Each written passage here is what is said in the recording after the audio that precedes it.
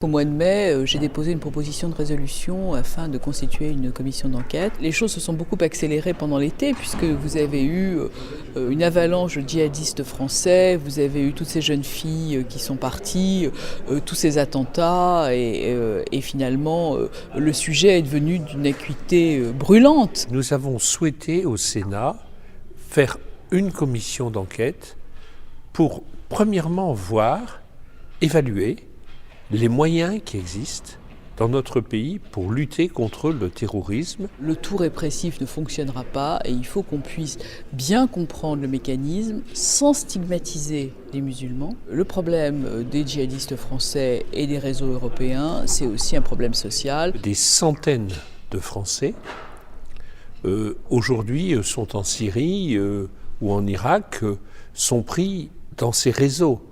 Et notamment beaucoup de jeunes. 25% des gens qui partent faire ce djihad sont des convertis, c'est-à-dire sont des chrétiens convertis à l'islam, qui ne sont pas convertis à l'islam par conviction, qui sont aussi convertis à l'islam pour aller faire une guerre sainte, abonder une armée de terroristes. Il y a de la propagande, en particulier sur Internet, de l'apologie du terrorisme, avec des images épouvantables. L'Internet est l'agent recruteur du djihad. C'est le principal acteur à la fois de conversion et à la fois de promotion. Il y a un système qui s'appelle Daesh, qui est très puissant, qui vit avec le pétrole, les ressources du pétrole vendues de manière qui n'est pas claire.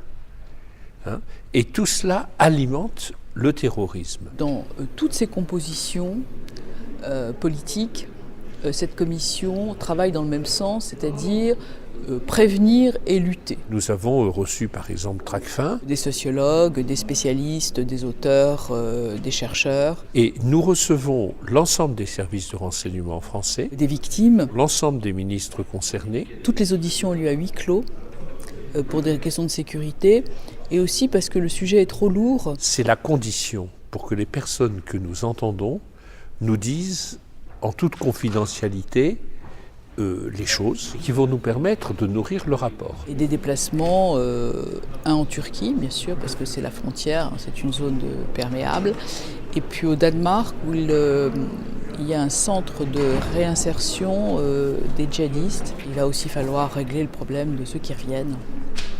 Et donc je crois qu'on a du travail. Le rapport paraît 6 mois après la constitution de la commission d'enquête et j'espère qu'il sera un document utile par rapport à la lutte contre les horreurs qui se développent, hélas, qui nient l'humanité.